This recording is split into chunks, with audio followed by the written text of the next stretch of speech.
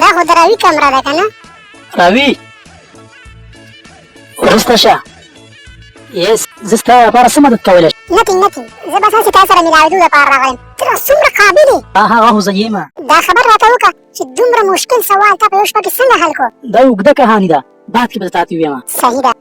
زما سره یو کاپي وڅښه که نه؟ نه دا حرکتونه مه کوه. زما د مخکې نه په کلي کې یو ګلفرینډ هغه په ما باندې بېانتها بروسه کوي.